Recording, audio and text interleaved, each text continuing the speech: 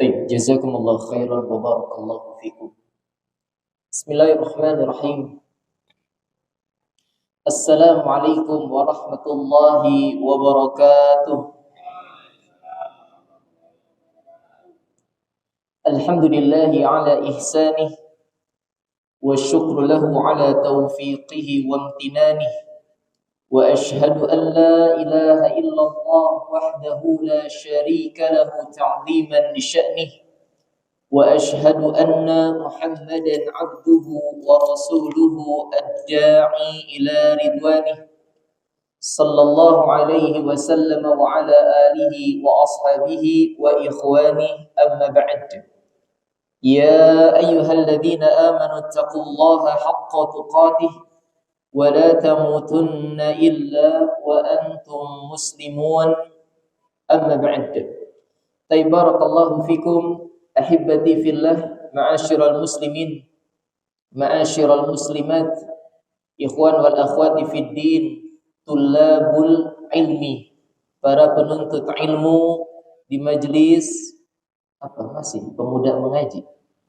Belum tua-tua kan ya? Insyaallah. Baik yang antum hadir langsung di masjid ini ataupun yang menyimak melalui streaming dan semisalnya dimanapun antum berada, rahimani wa rahimakumullah. Alhamdulillah, kita terus mengawali pembuka majlis yang mulia insyaallah dengan seraya memuji Allah Azza wa Jalla. Dialah Rabbul Alamin, zat satu-satunya yang terus akan kita bersungguh-sungguh untuk menyempurnakan, memenuhi haknya.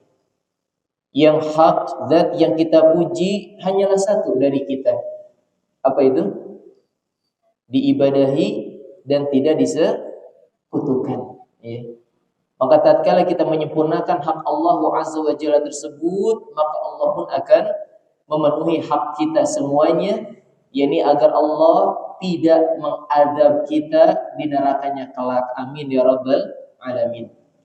Alhamdulillah, kita pun terus bersyukur kepada Allah Subhanahu wa taala atas berbagai kebaikan limpahan nikmat yang tiada tara dan karunia yang tidak terhingga, yang sungguh Allah telah mensifati nikmat darinya tidaklah mungkin ada seorang pun dari kita yang sanggup menghitungnya. Namun dari nikmat yang begitu berlimpah dan tak mungkin bisa kita hitung, tetap ikhwan dan akhwat kita fahamkan pada diri kita, pada keluarga kita dan seluruh orang-orang yang kita cintai karena Allah, nikmat yang paling agung tetap kembali kepada dua nikmat. Masih ingat apa nikmat yang paling agung tersebut? Dua nikmat. Satu nikmat Islam, dua iman. Ya, barakallahu fiik ya. Tapi keumuman jawabannya seperti antum. Emang Ustaz keliru? Ya keliru mutlak sih tidak. Hanya kita sempurnakan nikmat yang paling agung atau nikmat yang paling pokok dua hal tersebut. Yang pertama adalah hidayah Islam dan yang kedua hidayah sunnah. Kok enggak iman Ustaz? Kalau antum insyaallah masih ingat ya tentang kaidah antara iman dan Islam, masuk dalam kaidah disebutkan salah satunya berarti mencakup keduanya. Kalau hanya disebutkan Islam saja, iman masuk tidak? Masuk. Contoh sama seperti kalau disebutkan fakir saja, temannya yang satunya masuk. Apa itu?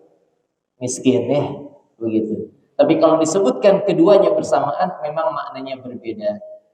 Kalau Islam cenderung ke amalan zahir yang nampak, kalau iman amalan batin atau amalan hati ya.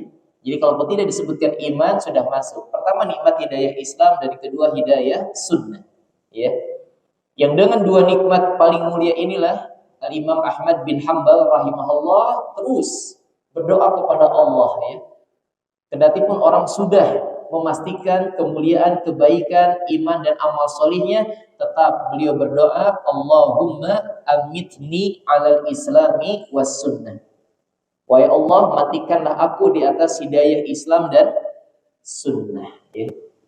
Maka kita pun terus berdoa kepada Allah, semoga Allah wafatkan kita semuanya di atas dua kemuliaan nikmat tersebut. Amin ya rabbal alamin. Jemaah sekalian, ikhwan wal akhwat yang dimuliakan Allah Subhanahu wa taala, pun alhamdulillah zahirnya nikmat yang Allah anugerahkan kepada kita, dan itu pun nikmat yang agung adalah kebersamaan kita menjalani waktu-waktu yang istimewa, hari-hari yang berharga di Ramadan Syahrul Mubarak. Ini nikmat yang besar atau agung? Hadirnya kita di Ramadan nikmat besar atau nikmat agung? Ya nikmat besar, ya nikmat agung. Jawab dua-duanya ya. Gak ada nikmat kecil pilihannya ya.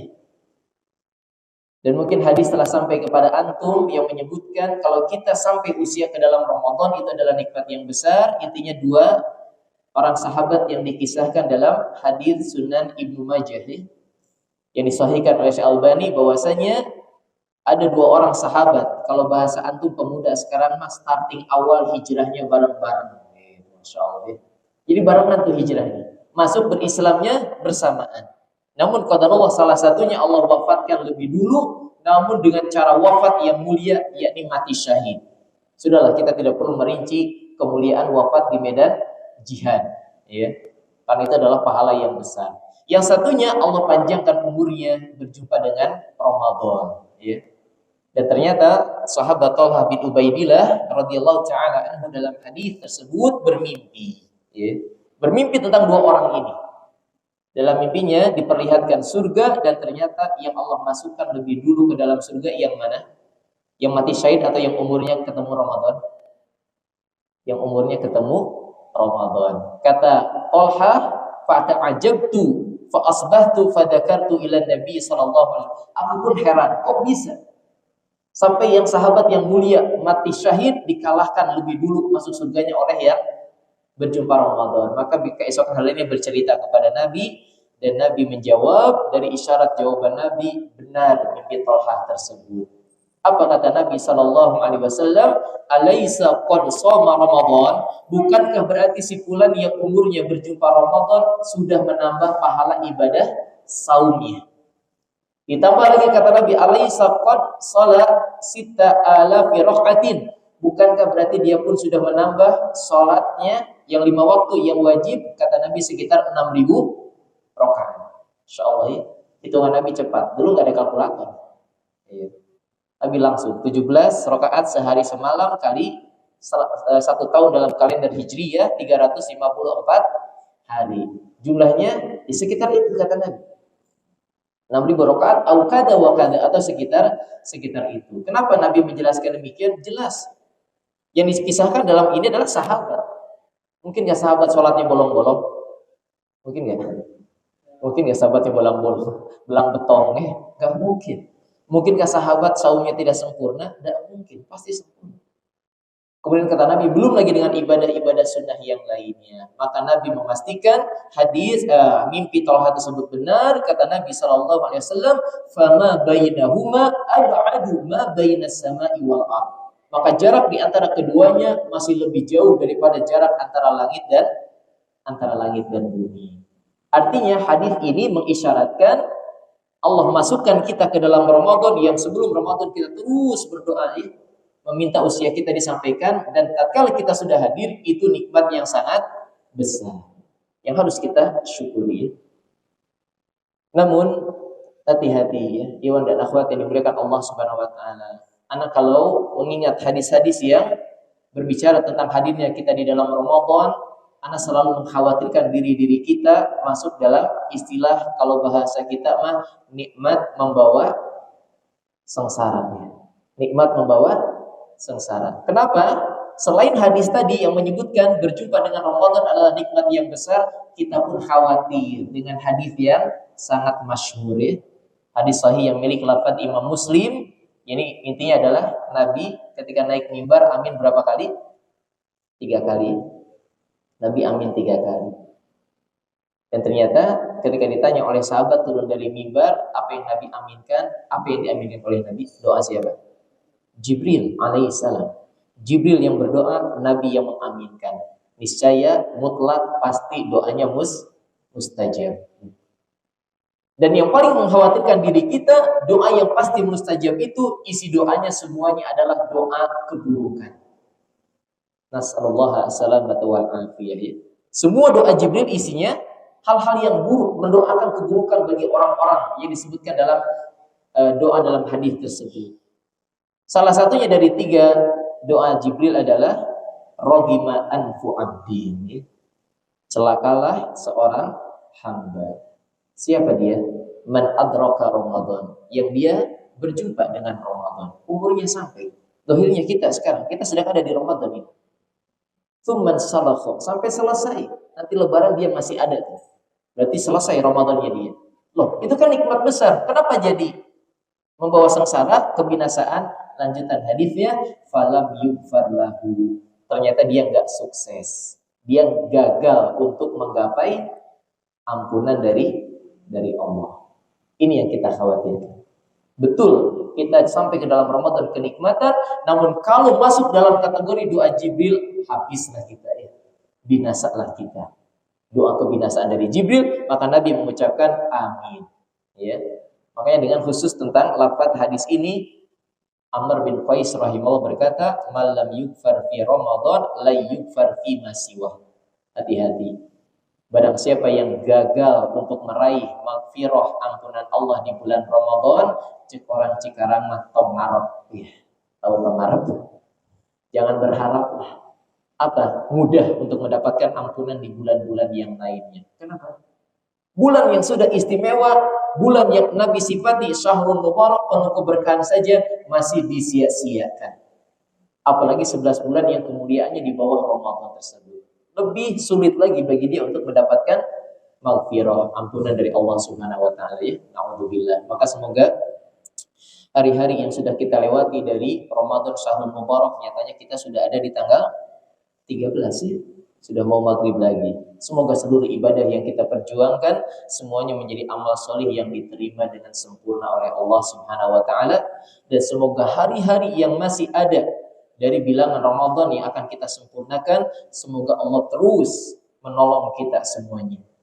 Allah memberikan taufik dan pertolongan kepada kita agar kita bisa maksimal dan optimal ibadah di Ramadan sampai akhir nanti, sehingga Allah karuniakan semua kebaikan di bulan Ramadan, terutama ampunan, surganya, kemudian juga yakni derajat ketakwaan kita di sisi Allah Subhanahu wa taala. Amin ya rabbal alamin. Taib ahibati fillah yang dimuliakan Allah Subhanahu wa taala, sebagai pembuka dari kajian ana bersama antum ya, kalau bahasa sekarang mah setelah sekian purnama. Setelah sekian purnama. Ya. Kembali bermuajahah bersama antum di majelis yang semoga Allah berkahi ini. Insyaallah kita akan mengambil tema yang sejatinya tema ini sebetulnya bukan sesuatu yang baru bagi kita. Ya. Tapi ketika itu adalah pembahasan yang terus berulang, bukan berarti faidahnya pun tidak ada. Bukan berarti kebaikan dari pembahasan ini kosong ya bagi jiwa-jiwa seorang mukmin, karena hukum asalnya semua yang datang dari Al-Qur'an dan hadis ketika menjadi pengingat bagi kita jiwa-jiwa orang yang beriman, Allah tegaskan dalam ayat-ayat terakhir di surah Adz-Dzariyat. Satu ayat sebelum hakikat penciptaan kita, yakni tujuannya adalah untuk beribadah kepada Allah. Allah menyebutkan wadzakir fa inna dzikra tanfa'ul mu'minin. Berilah peringatan. Karena sesungguhnya pengingat, reminder ya, bagi orang-orang yang masih ada pada hatinya keimanan itu akan selalu bermanfaat. Ada orang mah loba poho. Apa? Tantangan ilmu sekarang apa? Hese apal gancang poho. Susah hafal cepat atau enggak antum? Insyaallah enggak antum, masih pemuda. Atau sama aja. Susah hafal gampang lupa gitu. Hese poho, hese hafal gancang poho ya. Baik ya. Memang ini perkara yang akan kita bahas, bukan sesuatu yang baru ya. Namun ini tetap menjadi bagian perkara yang kalau Allah mudahkan kita untuk dipilih menjadi manusia-manusia yang menyempurnakan perkara ini, niscaya itu pintu surga terdekat bagi kita. Pintu surga sudah didekatkan kepada kita. Dan peluang bagi kita untuk meraih pintu surga yang didekatkan tersebut sama semuanya. Sama semuanya. Kenapa? Sampai pada usia berapapun kita, tetap kita di hadapan mereka adalah anak-anak mereka. Siapa? Orang tua kita. Tapi maka ikhwan dan akhwat yang dimuliakan Allah Subhanahu wa taala, semoga berfaedah sebagai pengingat baik bagi yang berbicara ataupun antum sekalian, dan bahkan Mungkin apa yang menjadi kemuliaan amalan yang agung ini, peluangnya ataupun potensinya hadir dekat saat-saat sekarang ya. Dengan apa yang menjadi kebiasaan kaum muslimin kalau berhari raya mereka melakukan apa? Melakukan apa? Yang benar mengucapinya. Sudah belajar tajwid. Melakukannya apa? Mudhiq.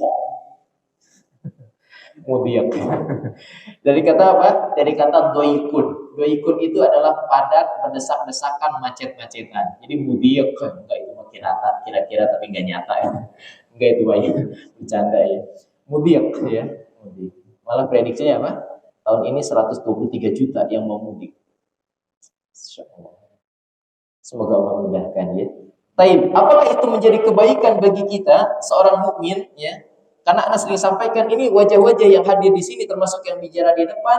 Kalau kembali kepada dua golongan sahabat pinjam istilah, ana yakin wajah-wajah yang ada di sini adalah wujuhul muhajirin. Ini muhajirin semua kan? Pendatang nggak? Ada ansornya ada?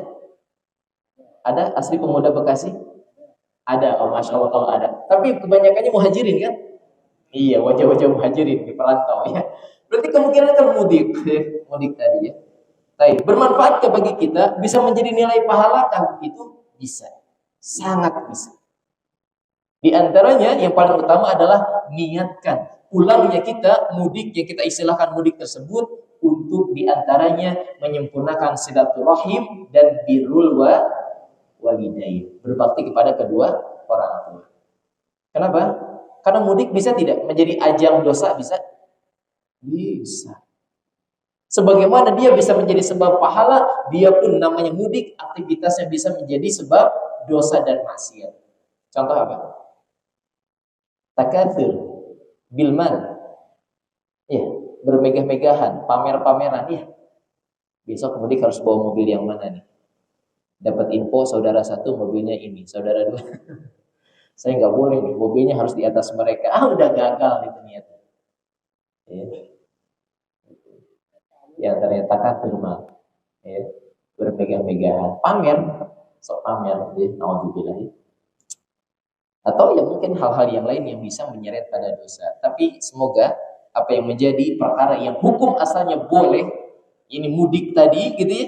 Maka bagi kita yang melakukannya semoga berujung kepada seluruh perkara yang menjadi sebab hadirnya cinta dan ridhonya Allah ya. Amin ya rabbal alamin. Di antaranya niatkan untuk benar-benar menyambung silaturahim dan menyempurnakan bakti kita kepada kedua orang tua kita ya. Baik, maka pembahasan kita intinya tentang birrul walidain, berbakti kepada kedua orang tua. Tadi sudah Anda sebutkan peluang emas untuk meraih kemuliaan amalan yang sangat agung ini sama bagi kita. Baik mereka masih hidup ataupun sudah meninggal, kedua-duanya ataupun salah satunya. Kenapa? Karena semua dari kita sama, anak di hadapan mereka. Ya. Sebagaimana Nabi pun pernah bercanda kan ya. Dan kita tahu candanya Nabi tidak ada unsur kedustaan, tidak ada meremehkan, tidak memperolok-olok agama, tidak mempermainkan ayat-ayat Allah gitu ya. Nabi juga bercanda. Maka Nabi pernah bercanda di hadapan para sahabat ketika menunjukkan seekor unta gitu, yang sudah besar. Kata Nabi, lihatlah seekor anak unta tersebut. Kata sahabat, loh Nabi itu sudah besar, udah gede, bukan anak unta lagi. Kata Nabi, bukankah bagi induknya dia tetap anaknya? Oh iya benar. Ya sama kita juga. Mungkin sudah ada yang punya anak, ada yang punya cucu, udah cucu, ada yang punya cucu belum? Enggak, besar, masih pemuda, masa punya cucu. Ya kali aja. Pelopor ya, pernikahan dini itu ya. Baik ya. Maka tetap di hadapan orang tua kita adalah anak bagi mereka. Ya. Oleh karenanya, anak awalkan ini ya. Ketika semua dari kita sama status di hadapan orang tua adalah anak sampai kapanpun, maka catat ini. Kalaupun ya, qadarullah, ada seburuk-buruk perlakuan dari orang tua kepada kita, entah itu dalam bentuk apapun, misalkan ada yang membuang anak, ada yang memasukkan ke panti asuhan, nggak mau ngurus gitu ya, misalkan apapun lah perlakuan buruk orang tua tersebut kepada anak, tetap perintah kita berbakti kepada keduanya hukumnya wajib. Kenapa? Imam Al-Qurtubi rahimahullah menyebutkan bahwasanya sebab zahir adanya kita di atas permukaan dunia ini karena ada siapa? Karena ada emak bapak kita ya. Betul? Artinya kalaupun ada ujian ya, mungkin dapat informasi dulu kalau anak tuh dibuang, anak tuh gak diurus, kurang perhatian, gimana lah pokoknya ceritanya, tetap tidak menghilangkan sedikit pun untuk kewajiban kita menyempurnakan bakti kepada keduanya. Kenapa? Karena sebab keduanya lah kita ada di atas muka bumi ini. Dan kita bukan Nabi Adam berarti ya. Yang langsung kata Allah, khalaqtu biyadai, aku ciptakan langsung dengan kedua tanganku. Bukan, kita bukan Nabi Adam. Kita juga bukan dari ibunda Maryam yang gak punya suami, tapi hadir Nabi Isa. Kalau ada bunda Maryam atau ibunya Maryam, ibu Maryam saat sekarang gimana? Ya ramai artinya. Genjreng, masa ada perempuan lahirin gak punya suami? Kan aib itu, ya. Kita bukan. Artinya sebab zahir keduanya lah ada, kita kemudian ada. Pertemuan antara bapak dan ibu kita dengan cara-cara yang halal, pernikahan, kemudian ada hak suami istri berhubungan, di antaranya tujuan dari berhubungan wabtagu ma kataballahu lakum, dalam ayat-ayat saum di penghujung 187 di ayat tersebut kata Allah, fal ana basyiruhunna, maka sekarang pergaulilah istri-istri kalian, wabtagu ma kataballahu lakum, dan upayakan cari apa yang Allah tetapkan bagian untuk kalian. Kata para ulama, talabul walad, untuk mendapatkan keturunan. Ya.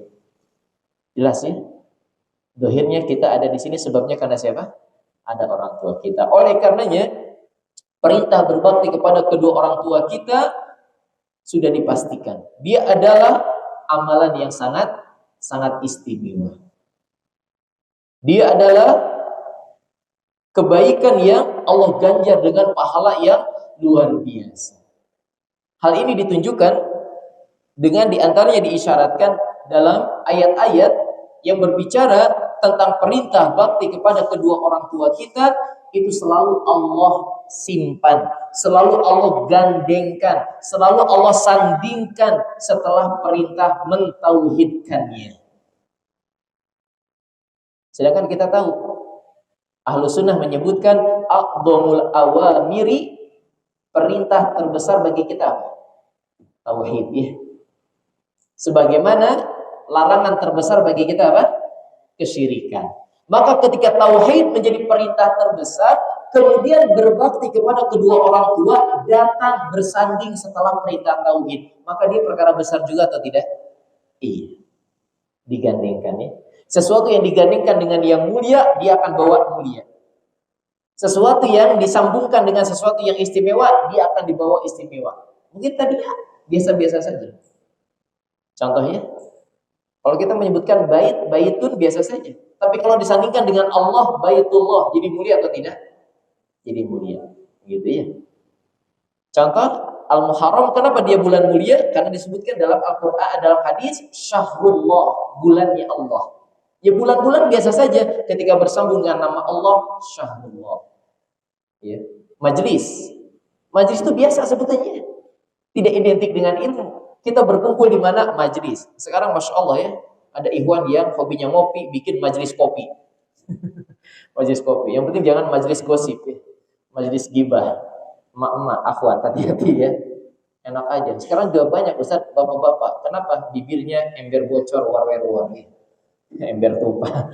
Sekarang juga banyak akunya bapak-bapak tapi bibirnya lemes. Alhamdulillah ya. Ini biasanya aktivitas ibu-ibu biasanya, bukan general ya, bukan semuanya. Tapi majelis biasa. Tapi ketika bersanding dengan ilmu itu agung, menjadi majelis ilmu, mulia atau tidak? Mulia. Nah sama. Ketika perintah tauhid, perintah terbesar, yang datang setelahnya adalah perintah berbakti kepada kedua orang tua. Maka menunjukkan berbakti kepada kedua orang tua pun dia adalah perintah yang sangat agung. Yang sudah pasti kalau itu merupakan perintah yang agung, janji di sisi Allah dari ganjaran dan pahalanya juga pasti besar ya. Manakah ayat-ayat yang menyebutkan bersandingnya perintah berbakti kepada kedua orang tua langsung setelah perintah mentauhidkan Allah Subhanahu wa ta'ala ya. Di antara yang paling sebagian antum hafal adalah tentu saja surat Al-Isra, ya. Surat Al-Isra, ya. Di ayat ke 23. Ketika Allah Subhanahu wa taala menyebutkan di ayat ke-23 tersebut, wa qadha rabbuka alla ta'budu illa iyyah, ya. Kata Allah Subhanahu wa taala,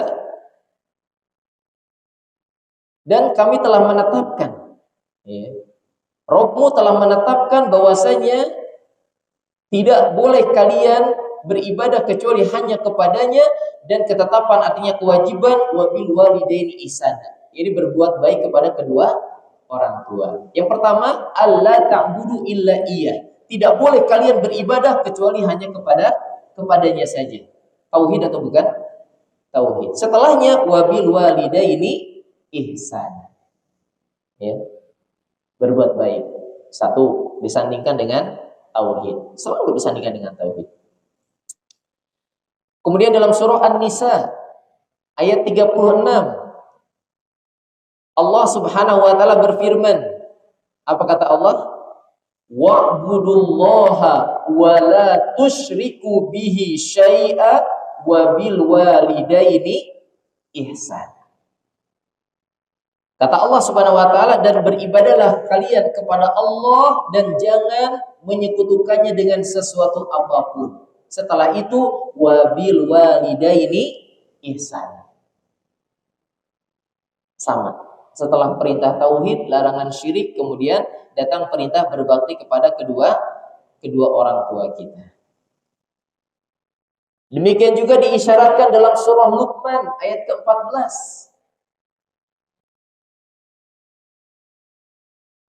Ketika kita diperintahkan bersyukur kepada Allah, maka ternyata perintah bersyukur, berterima kasih kepada kedua orang tua disebutkan setelah syukurnya kita kepada Allah. Apa kata Allah? Anishkurli wali walidaika ilayyal masir. Agar kalian bersyukur kepadaku, kata Allah. Dan agar kalian bersyukur kepada siapa? Orang tua kalian.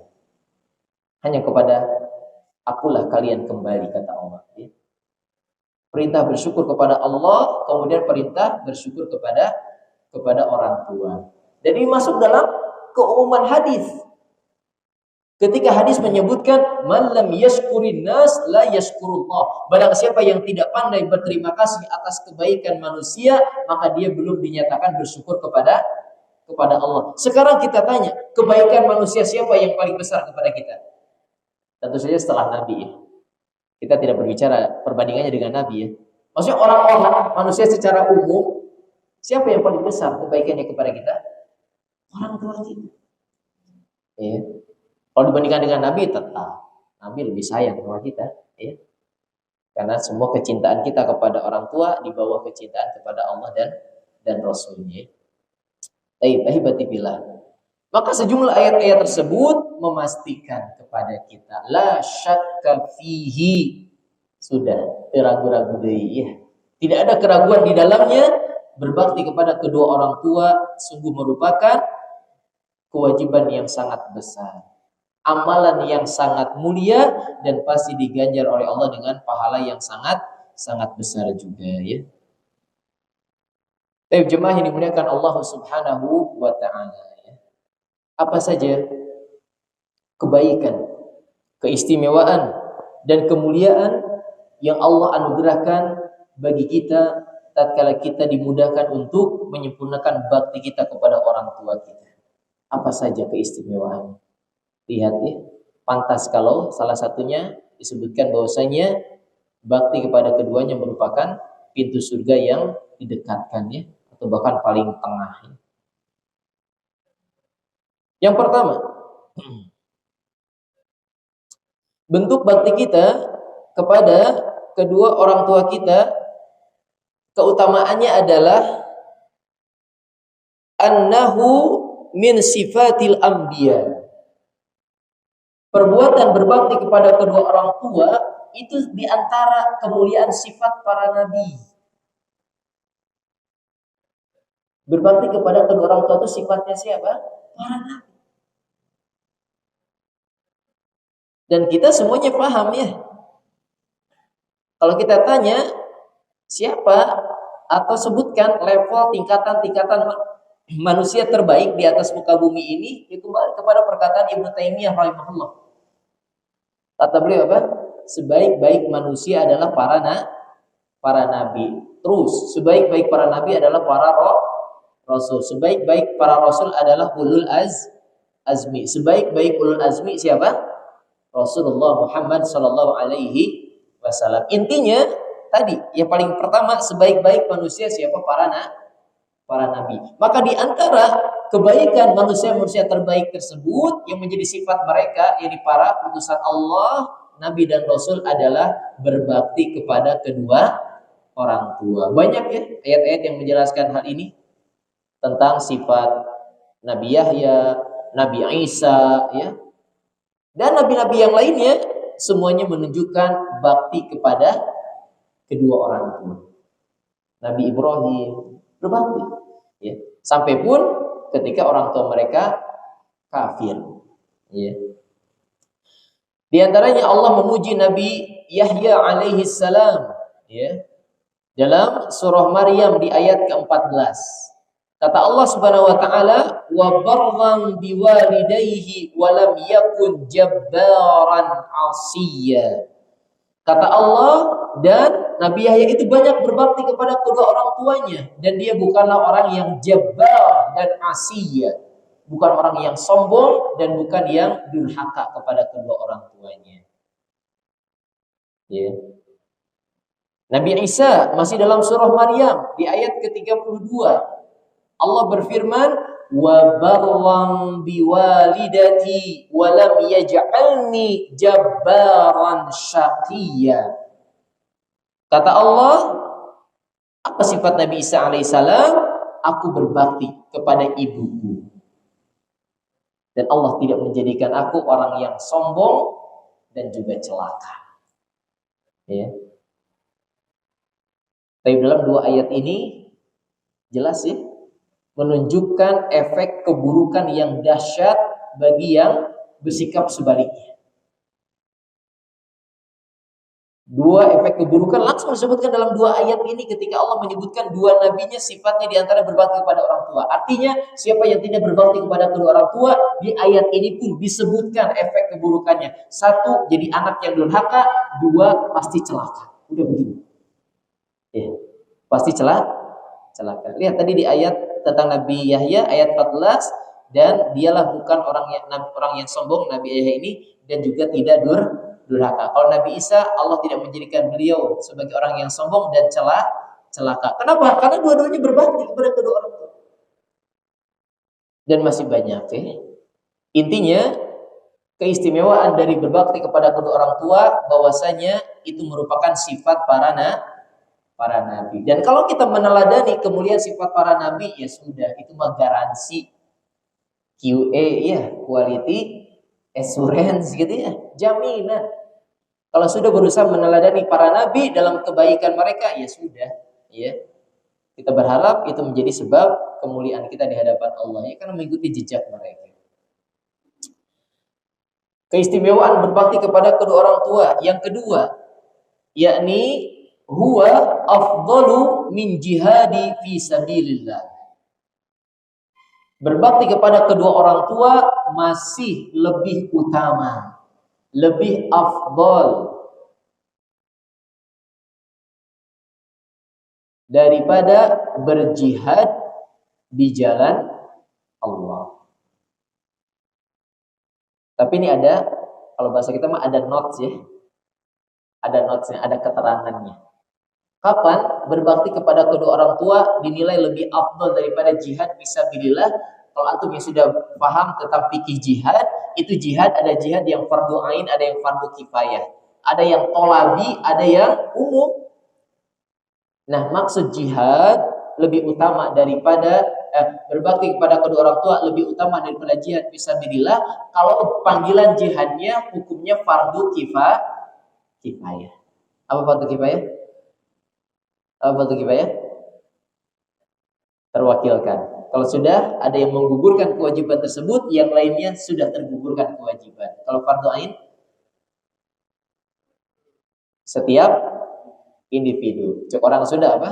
Kewajiban notok karena setiap babatok kepala. Kewajiban yang berlaku pada setiap individu kepala manusia. Gak bisa diwakilkan. Nah, kalau panggilan jihadnya fardu kifayah, berbakti kepada kedua orang tua tetap lebih utama. Ya. Hal ini sebagaimana disebutkan ya dalam hadis ya, banyak dibawakan di oleh Imam Al-Bukhari dalam kitab Al-Adabul Mufrad ya. Dalam kitab Al-Adabul Mufrad ya. Ketika ada seseorang yang ingin ikut berjihad bersama Nabi sallallahu alaihi wasallam ya. Maka dalam riwayat dari jalur sahabat Abdullah bin Amr, datang seseorang ya, ja'a rajulun ila Nabi sallallahu alaihi wasallam. Datang seorang sahabat kepada Nabi. Apa tujuannya? Fastadanu fil jihad. Dia minta izin. Pengen ikut berjihad. Faqala, maka Nabi bertanya kepadanya, "Ahayyun walidak?" Apakah orang tuamu masih hidup? Qala, "Na'am," kata sahabat ini. Iya, orang tuaku masih hidup. Maka kata Nabi, "Fa fihima fajahid." Maka engkau berjihad saja kepada keduanya. Ya. Kenapa? Karena konteks jihad di sini fardu kifayah. Nabi tidak menyeru semua sahabat ikut berperang, tidak. Dicukupkan dengan sebagian saja. Gitu ya. Dan maka ketika sahabat ini minta izin kepada Nabi untuk ikut berjihad dengan sahabat yang lainnya, tidak diizinkan oleh Nabi. Malah Nabi perintahkan untuk berjihad kepada orang tua. Dalam riwayat yang lain, sahabat yang izin tersebut meninggalkan orang tuanya dalam keadaan menangis. Ya. Bagaimana engkau tinggalkan orang tuamu? Kata sahabat ini, mereka menangis. Kata Nabi, irji' ilaihima. Ya. Kata Nabi, pulang engkau kepada keduanya. Fa'adhikhuma kama abkaitahuma. Buat kembali mereka tersenyum. Ya, sebagaimana engkau sudah membuat mereka menangis. Ya. Kenapa? Karena panggilan jihadnya bukan fardu ain, fardu kifayah ya. Maka tetap keutamaan berbakti kepada kedua orang tua masih lebih unggul, masih lebih utama ya dibandingkan dengan jihad fisabilillah. Demikian juga dalam riwayat yang menyebutkan tiga amalan ya. Yang Nabi sebutkan urutan tingkatannya dari level yang paling terbaik, kemudian di bawahnya dan di bawahnya. Ya. Dari jalur sahabat Abdullah bin Mas'ud radhiyallahu taala anhu, masih dalam hadis-hadis di antaranya dikumpulkan oleh Imam Al-Bukhari dalam kitab Al-Adabul Mufrad ya. Kata Abdullah bin Mas'ud, aku pernah bertanya kepada Nabi, sa'altun Nabiyya sallallahu alaihi wasallam. Aku pernah bertanya kepada Nabi sallallahu alaihi wasallam, ayul amali ahabbu ilallah? Amalan apa yang paling Allah cintai? Masya Allah ya. Inilah keteladanan generasi para sahabat, generasi emas terbaik di umat ini. Yang mereka kalau datang kepada Nabi bertanyanya tentang amal solih, tentang sebab masuk surga. Contohnya hadis ini. Abdullah ibn Mas'ud radhiyallahu taala datang kepada Nabi untuk bertanya, minta petunjuk dari Nabi amalan yang paling Allah cintai, enggak tanggung-tanggung ya. Ini apa? Kalau kata Syekh Muhammad Ibn Shalih Al-Utsaimin rahimahullah, ini pertanyaan ini menunjukkan tingkat kecerdasan kita. Kenapa? Karena amalan itu tafadhul ya, maroti bertingkat-tingkat. Jadi antara kecerdasan kita harus mengetahui kalau bahasa kita mah skala prioritas. Ini orang yang pandai nih, yang bisa mengutamakan yang lebih utama dan menomorduakan yang berikutnya. Ada urutannya. Maka sahabat ini bertanya, apa yang paling Allah cintai dari amalan-amalan? Nabi menyebutkan yang pertama jelas, as-salatu ala waqtiha. Salat tepat pada waktunya ya. Bagi ikhwan apalagi ya, kita nggak mau terancam dengan fawailul lil musallin. Maka neraka wail, celakalah bagi orang-orang yang salat. Orang salat masih celaka aja sih. Tadi disebutkan oleh para mufassirin ya. Khusus untuk kita laki-laki, meskipun masih sholat, tapi bisa terancam dengan wail ini. Kapan bisa selamat? Satu, laki-laki nggak ada udzur berjamaah di masjid. Ya. Makanya ada yang sering bikin apa sekarang? Kalau ada yang suka lari, suka ada yang goes, lelaki kuat itu bukan yang jago naik gunung, tapi yang kuat melangkahkan kaki ke masjid, terutama sholat subuh. Berat apa abot? Ya berat dan abot. Karena Nabi menyebutkan ukuran adanya penyakit kemunafikan pada diri yang mampu beriman itu adalah sholat yang dirasa berat olehnya adalah sholat isya dan sholat subuh. Kalau masih berat, munafik masih ada. Hati-hati. Nah, kalau kita mau selamat dari foilul musallin, sholat hadir berjamaah bersama kaum muslimin di masjid-masjid Allah. Kemudian di awal waktu sempurnakan rukun, wajib dan syarat sahnya sholat. Jaga kehusyuan. Nah, itu baru bisa selamat. Mun ngaku laki-laki nggak ada udur sholat di imah, pasihan kena. Mau sholat pak? Ya kok nggak ke masjid? Di rumah lah sekali-kali nih pakai mukena mama. Pakai mukena ya. Mau kena kayak mau enggak gitu. Laki-laki nggak ada udur sholatnya di mana? Di masjid. Dia masa dikalahkan dengan dulu sahabat yang buta sekalipun, nggak punya bantuan yang nuntun, dulu banyak binatang buas, ya, tumbuh-tumbuhan berduri, ya, apalagi ular-ular padang pasir kan buas-buas bisanya ya, gitu ya, bisanya luar biasa. Kayaknya boleh mendapat rusuh, tapi ketika Nabi tanya terdengar adzan atau tidak, direvisi keringanan dari Nabi ya, wajib kau tetap di masjid sholat di awal. Kemudian tsumma ayu, apalagi kata Nabi birrul walidain.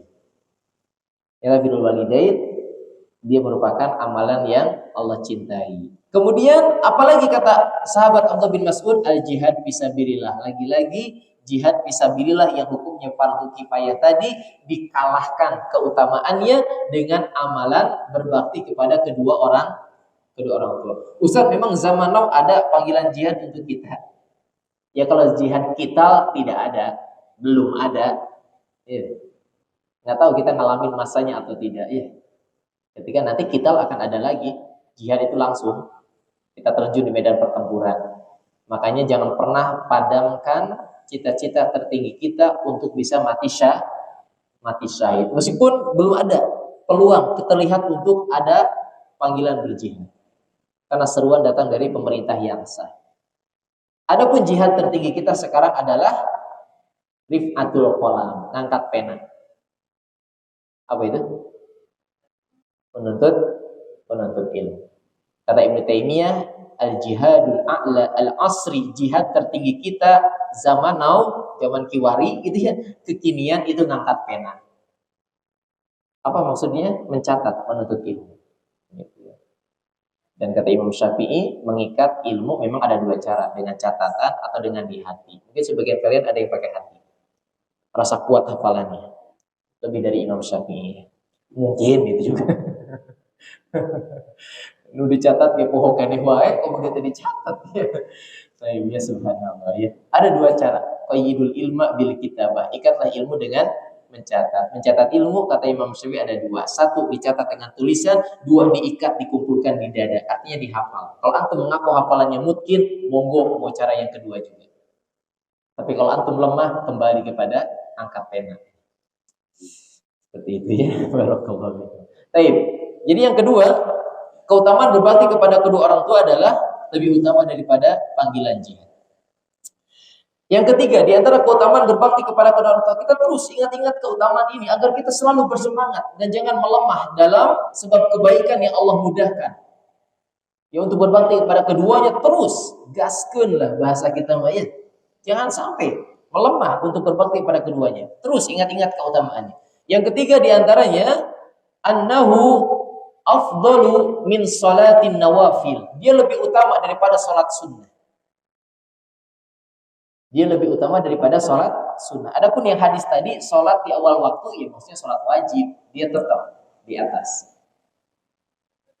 Hal ini diisyaratkan dengan hadis yang juga dibawakan oleh Imam Bukhari dalam kitab Al-Adabul Mufrad tentang kisah ya. Di antaranya ada kisah yang menyebutkan bayi sudah bisa berbicara. Di antaranya bayi siapa?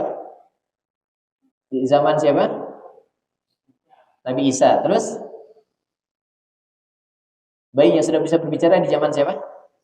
Juraij. Juraij ya. Nah ini hadis ini yang kita bicarakan ya. Juraij ya. Intinya dalam hadis panjang tersebut di zaman Bani Israel itu ada seorang hamba Allah yang solih. Dia terus beribadah di tempat ibadah, punya tempat khusus ya. Tempat ibadahnya tersebut ya. Disebutkan ada namanya Sauma'ah. Di tempat ibadah di zaman Bani Israel namanya Sauma'ah ya. Tapi maka dia terus beribadah di tempat tersebut. Sampai satu saat atau dalam kisah yang lainnya di sekitar tempat dia ibadah selalu ada yang menggembalakan hewan gembalaan. Cek orang Sudama tukang ngangon embe. Tahu ngangon? Gembalain kambing, gembalain sapi, gembalain unta. Ya kalau hewan-hewan yang gembalakan di sana kan itu ya. Sebagaimana hewan-hewan yang biasa dikurbankan ya unta, sapi, kambing gitu. Dan sekitarnya ada selalu penggembala. Intinya singkat kisah, ibunya datang memanggil Juraij dan Juraij sedang sholat sunnah. Meskipun Juraij ini ahli ibadah, sebagian ulama memasukkan pembahasan hadis ini adalah menunjukkan ahlul ilmi lebih utama daripada ahlul ibadah tanpa ilmu.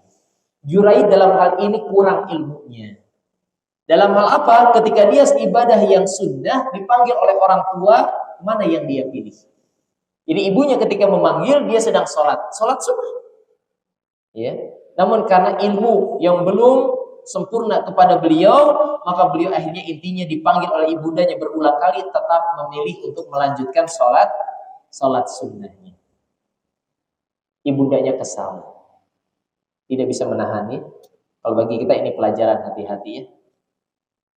Karena orang Sunda, anak sering nyebutnya hati-hati. Ucapan orang tua mah saciduh metu. Tahu saciduh metu? Seucap ge berdampak. Ucapan orang tua mah ya makbul, hati-hati. Saking emosinya jangan pernah menyebutkan keburukan untuk anak-anak kita. Dasar bandel pisan, bandel. Hati-hati. Kalau mau doakan ya ahsanallah ilaik, hayyakumullah, barakallahu fikna, ini enggak boleh, ini enggak jelas. Tapi kadang emosi ya. Kalau emosi kan izalatul ukul, menghilangkan fungsi akal ya. Baik ya. Maka akhirnya ibundanya ini mengucapkan keburukan kepada anaknya. Padahal anaknya ahli ibadah ya. Yang intinya ibundanya menyebutkan, tidaklah engkau akan dimatikan oleh Allah kecuali dalam keadaan terhina, dihinakan di hadapan para wanita pelacur. Nah, tadi saciduh metu, seucap berefek ya. Dikabulkan oleh Allah. Intinya akhirnya Juraij tertuduh pelaku fahisyah ya, perzinahan. Ada wanita yang hamil ya, sampai melahirkan. Kemudian pas ditanya siapa bapaknya, bilangnya Juraij. Akhirnya langsung raja pada saat itu langsung memerintahkan pasukannya tangkap Juraij. Dan ketika ditangkap, dihancurkan tempat ibadahnya. Dan dalam riwayat Juraij kalau bahasa kita mah diborgol ya. Diborgolnya dengan cara tangannya di atas tengkuk diikat. Dan berjalan, ketika berjalan beliau melewati beberapa wanita-wanita pelacur yang tersenyum-senyum. Kata Juraij, ini doa ibuku dulu. Ya. Keburukan doa ibuku dulu diijabah oleh Allah. Sudahlah, intinya sampai Juraij itu akhirnya sadar kekeliruan beliau. Pas dihadapkan di hadapan raja di sidang, maka Juraij ditanya, ini wanita ini bahwasanya hamil dan melahirkan karena perbuatan engkau. Tapi dalam sebuah riwayat Juraij izin ya untuk sholat 2 rakaat, meminta pertolongan kepada Allah. Sholat 2 rakaat, kemudian dengan izin Allah Juraij menekankan telunjuknya ke bagian ulu hati bawah bayi tersebut. Ditanya oleh Juraij, man abuka, siapa bapakmu? Tiba-tiba itu bayi ngomong, bukan oa-oa aja. Ngomong itu bayi ya. Kata bayi apa? Ro'iyal gunam. Bapak saya tuh tukang ngangon embe. Ternyata ya si penggembala kambing. Selamat Juraij.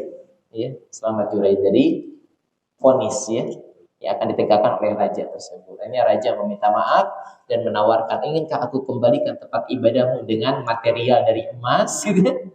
Kata Juraij, tidak usah. Kembalikan saja seperti semula. Bangun lagi seperti gedung yang semula. Gitu ya.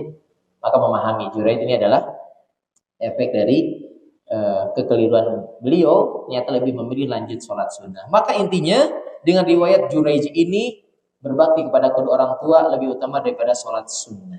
Hati-hati ya. Makanya kalau kita sholat sunnah dipanggil orang tua batalkan.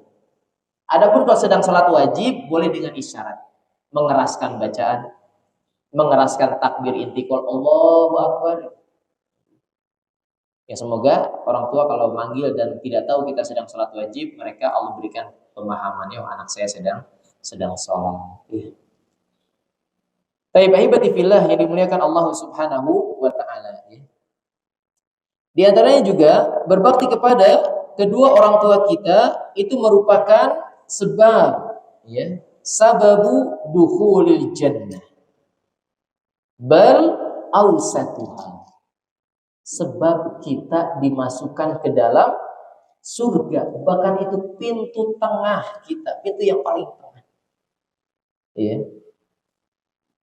Dalam hadis yang dikeluarkan oleh para imam ashabus sunan Abu Daud, Tirmidzi, Ibnu Majah, An-Nasa'i menyebutkan bahwasanya al-walidu awsatu min babil jannah atau kama. Orang tua itu pintu surga yang paling tengah. Jika engkau mau, perhatikanlah mereka. Maksudnya jika engkau ingin benar meraih surga tersebut, sempurnakan bakti kepada keduanya. Jika engkau enggan, abaikan mereka. Artinya benar-benar hati-hati. Melalaikan hak bakti kepada orang tua itu bisa menjadi sebab kita jauh dari surga Allah. Ya. Jadi maka keutamaan-keutamaan yang sangat agung. Nah, adapun para ulama, ya, baik di zaman tabi'in mulai ke sini, kalau kita nyebutnya ulama kholaf, ya, ulama belakangan, di antaranya ada yang menyebutkan bahwasanya birrul walidain. Kalau sudah lebih dari 3 kali syafaat Allah berarti sakit. Kalau 1 2 kita ucapkan dia Allah. Ya. Baik. Ulama-ulama yang mutaakhirin menyebutkan bahwasanya anna birrul walidain sababun salamati min su'il khotimah.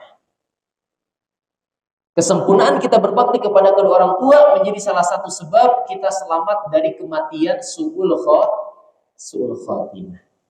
Semua dari kita berharap kematiannya apa?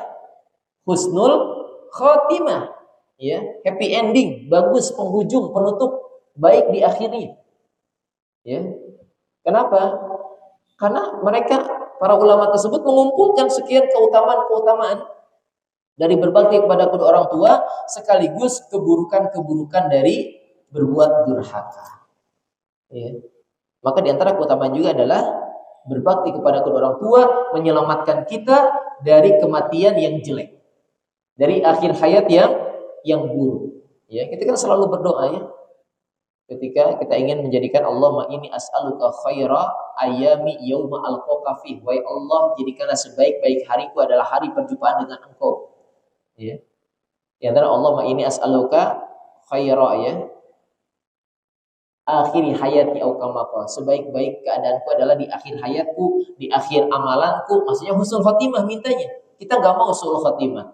Ternyata berbakti kepada kedua orang tua menjadi salah satu sebab Allah wafatkan kita dalam keadaan husnul khotimah. Ya. Baik, jemaah yang dimuliakan Allah Subhanahu wa taala, ikhwan wa akhwati fiddin yang dimuliakan Allah Subhanahu wa taala, ya.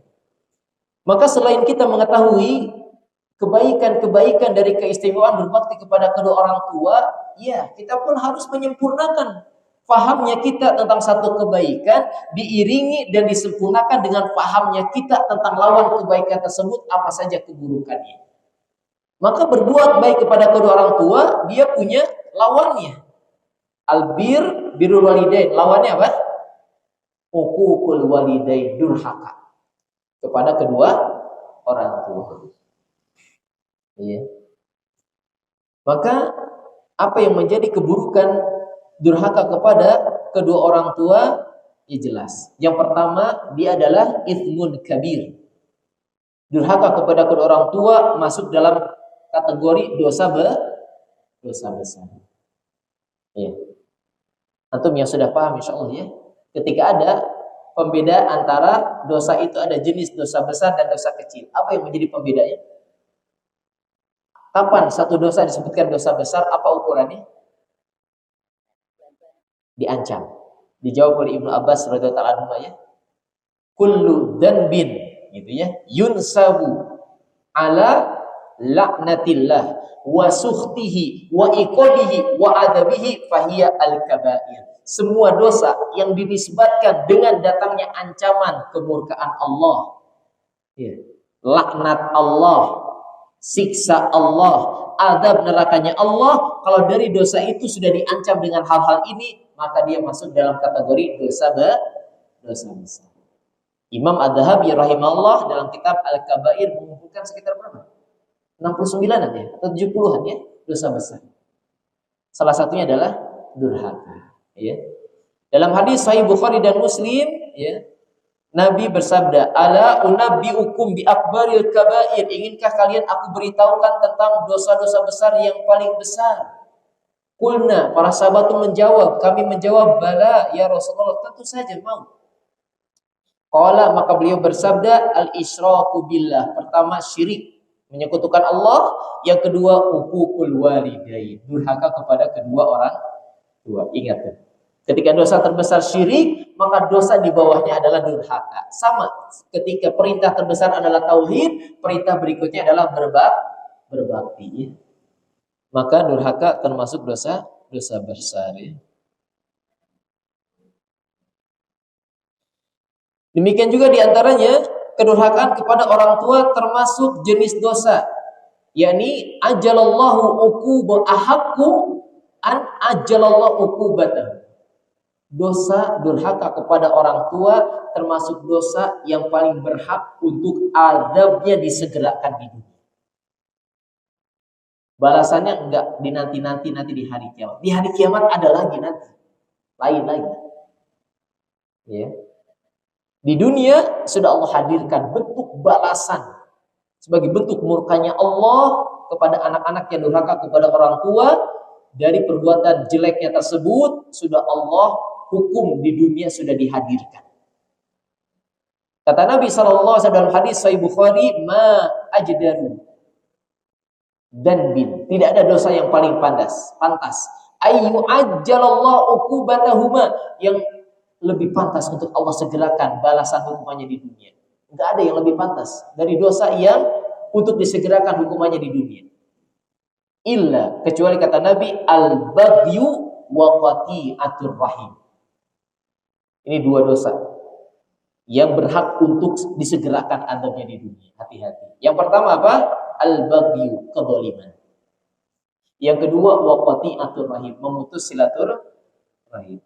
Loh, mana Ustaz? Enggak ada durhaka kepada orang tuanya. Ya kita enggak paham. Kecuali apa yang telah dipahamkan oleh para ulama. Kenapa bisa sampai termasuk durhaka kepada kedua orang tua, dosa yang berhak untuk disegerakan hukumannya dari silaturahim ini. Memutus silaturahim dalam hadis ini termasuk dosa yang berhak untuk disegerakan hukumannya. Sedangkan perintah kepada kita untuk menyambung silaturahim, siapa yang paling utama untuk kita sambung rahimnya? Orang tua kita. Yang nyambung dengan kita tuh orang tua kita rahim. Maka kalau memutus silaturahim dengan mereka, berbuat buruk kepada mereka, masuk dalam kategori qati'atur rahim, memutus silaturahim, yang di dalam hadis ini dia bersamaan dengan perbuatan kezaliman, berhak untuk disegerakan azab atau hukumannya di dunia. Barakallahu fikum ahibati fillah azzakumullah. Izin untuk menyempurnakan faidah dalam majelis Ramadan kita berbakti kepada kedua orang tua. Pembahasan terakhir adalah tentang bentuk-bentuk anwa'u birril walid, bentuk-bentuk contoh nyata bakti kita kepada kedua orang tua. Kalaulah waktu tidak mencukupkan bagi kita untuk merinci semuanya, intinya ikhwan dan akhwat yang dimuliakan Allah Subhanahu wa taala, contoh-contoh amalan bukti dari baktinya kita kepada kedua orang tua adalah intinya kerahkan semua potensi yang Allah mudahkan ada pada diri kita untuk menjadi kebaikan kepada keduanya. Contoh apa saja? Bisa dengan amalan hati. Apa contoh amalan hati? Mendoakan keduanya. Mendoakan kebaikan mereka, ya. Selalu berhusnudon kepada keduanya, ya. Dan seterusnya. Demikian juga bisa dengan amalan lisan, ya. Dengan amalan lisan. Nah, amalan lisan ini diantaranya dalam dalil paling banyak, ya. Di antaranya apa? Berkata-kata dengan lemah lembut, kesantunan, tidak boleh membantah, mengucapkan ya, tidak boleh bersikap kasar, ya. Kemudian juga tidak boleh meninggikan suara lebih dari mereka, itu amalan lisan. Ya. Kemudian juga diantara amalan harta, ya. Amalan harta, membantu memenuhi kebutuhannya, sampai pun Allah alam ya, kalaupun sampai harus menghabiskan harta kita, ingat kita mendengar hadis Nabi sallallahu alaihi wasallam, anta wa maluka li abika. Engkau dan hartamu milik orang tuamu. Ya. Engkau dan hartamu milik orang tuamu, maka hati-hati. Selalu ana wanti-wanti ya, khusus bagi para ikhwan, para lelaki, para pemuda ya. Jangan nanti kalau sudah menikah masuk member ikatan suami takut istri ya. Mau ngasih ke orang tua, izin dulu sama istri. Apa hubungannya? Ya. Yang penting kita sudah Allah mudahkan memenuhi apa yang menjadi hak nafkah mereka, udah harta kita buat orang tua kita ya. Makanya sebagian ada yang sering menyebutkan, saya harus bersungguh-sungguh bekerja karena ada 2 orang wanita utama yang harus saya penuhi kebutuhannya. 1, ibunda saya, 2, istri dan juga anak-anak saya, maksudnya gitu ya. Kecuali kalau istri-istri saya, berarti nambah lagi. Ya, ya. Jadi laki-laki terus habiskan saja harta ya. Gak usah takut ya. Gak usah takut ya. Karena ketika orang tua menjadi orang yang paling berat untuk kita sambung silaturahimnya, maka kita mendapatkan kabar gembira dari Nabi, man ahabba ayyubsatalahu fi rizqihi wa ayyusa'alahu fi umurihi, ya. yakni falyasil rahimah. Barang siapa yang lebih suka Allah panjangkan usianya, Allah tambah luas rezekinya, sambung silaturahim, maka dijamin insyaallah ya. Bagi kita yang menyempurnakan bakti kepada orang tua, termasuk dengan harta, seluruh harta kita tidak akan ditimpa kefakiran ya. Tidak akan ditimpa kefakiran ya. Baik, demikian juga dalam bentuk harta ini termasuk berlaku kalau orang tua kita sudah meninggal dunia. Di antaranya infadu ahdihima ya. Menunaikan amanah-amanahnya, hutang-hutangnya, itu ya. Itu kewajiban. Itu dari bentuk harta. Termasuk misalkan apa? Kalaupun mereka ya berwasiat ya, yang saat itu belum tertunaikan, kemudian juga kita mau menghajikan mereka, mau bersedekah atas nama mereka, boleh tidak? Boleh, sampai pahalanya. Itu dengan harta ya. Memberikan hadiah itu kan dengan harta ya, salah satunya ya. Demikian juga dengan amalan anggota badan secara keseluruhan, hadir secara fisik. Ya, dan momen terbaik di antara yang paling berpotensi berdekatan dengan keadaan kita saat ini, yaitu berhari raya, pulang. Dan pernah Anda sampaikan ya, perkataan Syekh bin Baz rahimahullah bahwasanya kalau benar orang tua kita berat, tatkala satu waktu kita ada di perantauan dan mereka minta pulang ya. Anda sampai sekarang masih sering bertanya kepada ibunda Anda, apalagi setelah abah Anda meninggal. Anda berarti 2 tahun kedua tanpa abah Anda di Ramadan ini ya, karena Covid ya.